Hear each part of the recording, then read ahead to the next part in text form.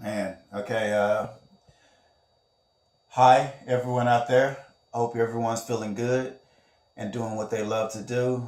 I hope everyone's happy and feeling well, doing well. Right now, it's early in the morning. I'm in my tub of ice, and I'm in my tub of ice, even though it's 2017 October. I'm in a temperate climate in this part of the world that I'm in. The season's changing. It's becoming fall, and the weather's changing kind of quickly. And I'm still using ice baths. Well, around this time, there's major holidays here, lots of festivities, and I've kind of had a big week. So this is kind of my way of detoxing. It's well, actually, it is my way of detoxing, not kinda. Uh, because doing ice baths or exposing yourself to extreme cold is a very, very good way to detoxify yourself. And it detoxifies you because if you it detoxifies you because the mass majority of your toxins are stored in your body fat. So if you get rid of your body fat, you quickly get rid of your body fat, you quickly get rid of lots of toxins. So this is a major detox, major way to detox. It's one reason why I use it for detoxification. And yeah, so this video, what I'm going to talk about some ways that we can make taking ice baths, easier. Make the experience, make the transition much easier to do. And going to talk about a few things that you can do, a few things you can add to this to help you, get to the point where you want to be, where you can get major benefits from this. All right, the few things that I'm going to talk about breathing. Number one, breathing. Number two, I'm going to talk about the use of CO2 or carbon dioxide.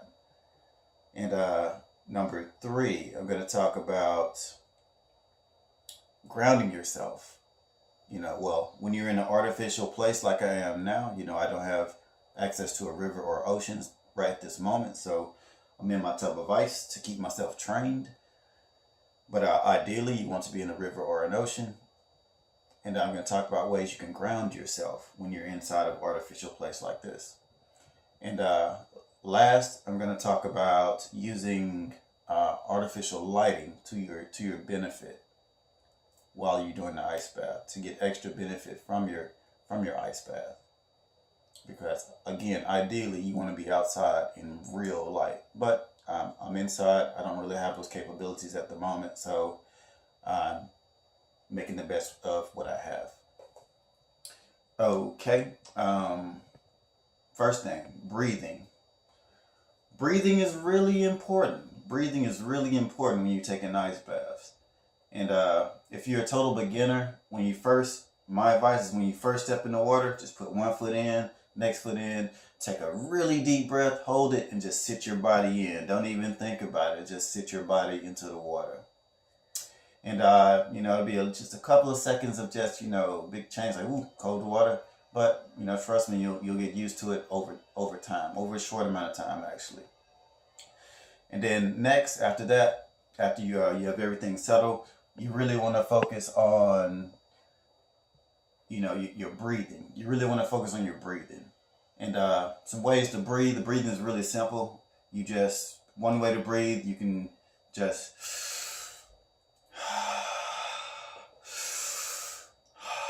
take deep breaths. Another way to breathe, you can just and just take a deep breath, hold it for as long as you can, 30 seconds, 1 minute. The more the better. This is good. This is beneficial. And another way you can breathe, you can use like some breathing techniques. Like one breathing technique that I like or that I know about, based on I learned it from reading reading about Wim Hof, and the breathing method is called Tumo, and he got it from, I guess, Eastern.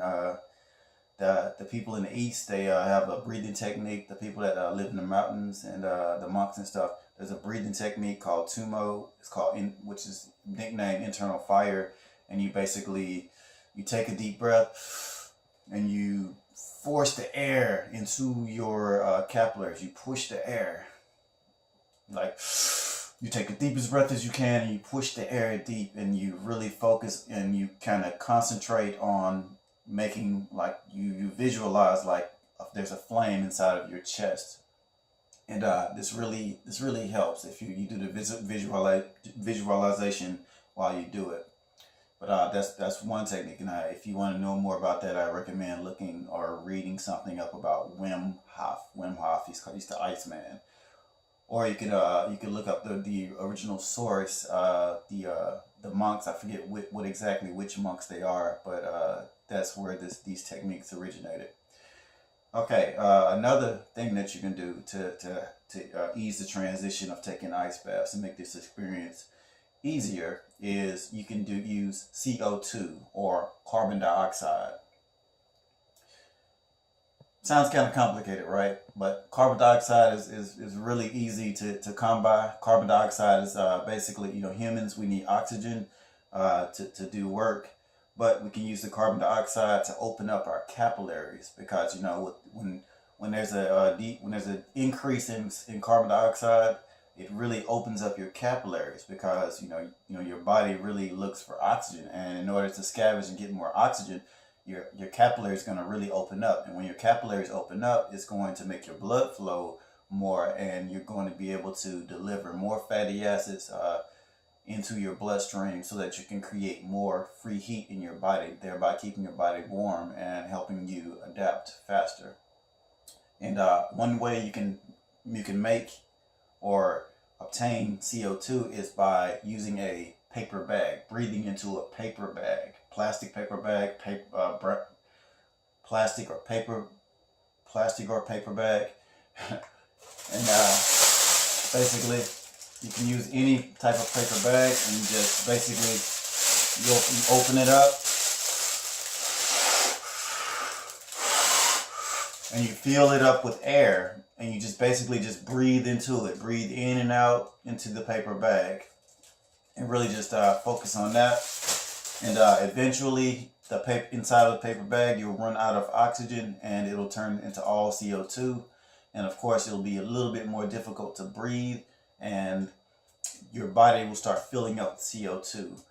And this will be something that could also take your mind off of being in the cold ice by breathing into the paper bag, but it will also be keeping your body warmer, because your blood vessels and capillaries will be really opening up, and it will help your adaptation that much better. And if you think about it, this simulates being on a mountain, a very high mountain. The air is thin, you're in a cold situation, so this is really kind of, you change your climate, you turn this into the mountain. And changing your climate, changing your atmosphere is one of the most important things you can do for your health. You can dictate because the outside influences are the major things that dictate and control your health and your body. So if you can control those things, you have, that's really better than supplements. So right now, I guess you could say I brought the mountain into my apartment.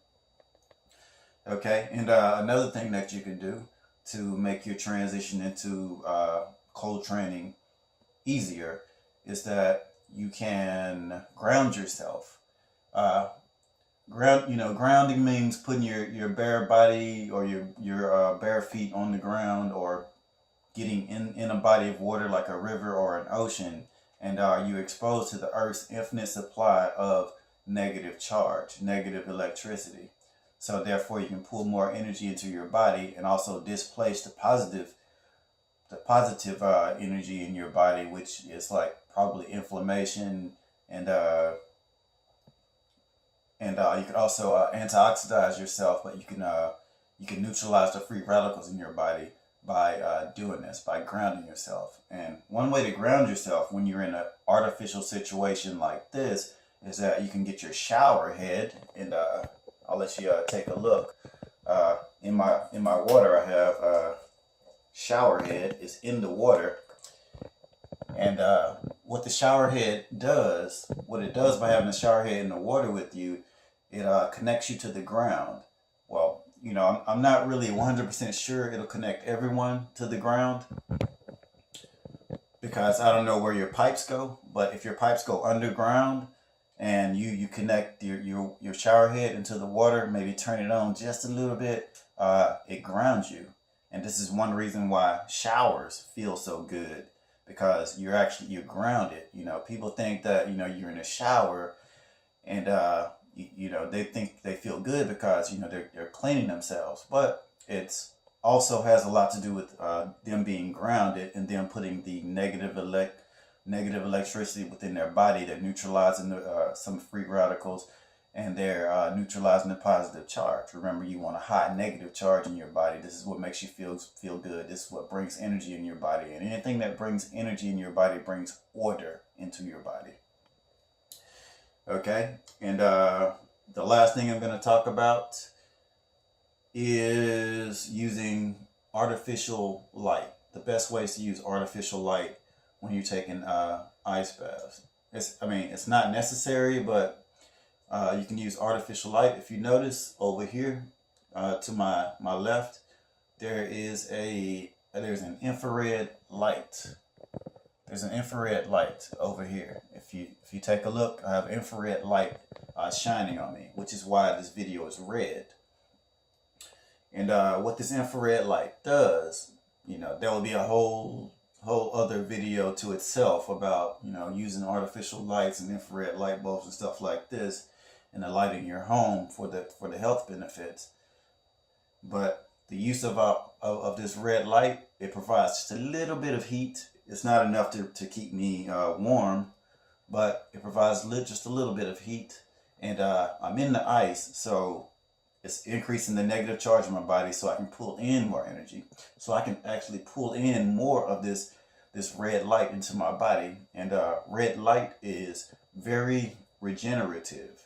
And red light has a very beneficial effect on the mitochondria of your cells, which helps you create more energy. So this will also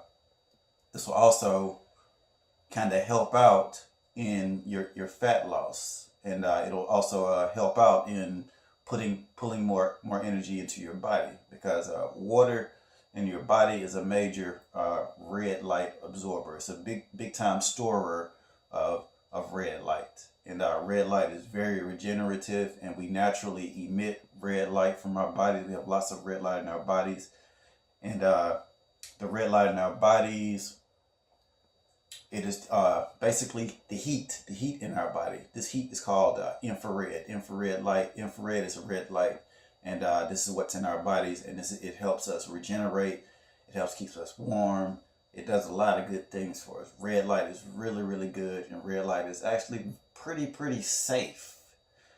Like, if you use it artificially, it's very, very safe. You can do quite a bit without any adverse effects. I guess the only adverse thing I have to kind of worry about with this at the moment is looking directly into it, because, you know, it's not good for your eyes if you're looking directly into it. So if you do use it, you want to get some eye protection, or you want to really avoid looking at the light or looking in the direction of the light. And yeah, so supplementing the red light is a way you can get more red light into your body. And the red light has major effects on detoxification. It affects the way your mitochondria make energy, and does a lot of good things. And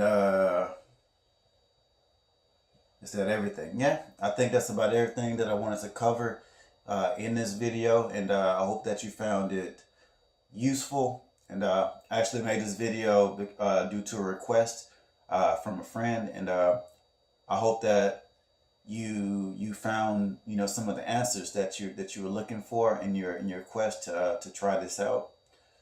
And yeah, if you hope this video was useful to anyone that's watching, and if you like it, uh, press the like button, drop a comment.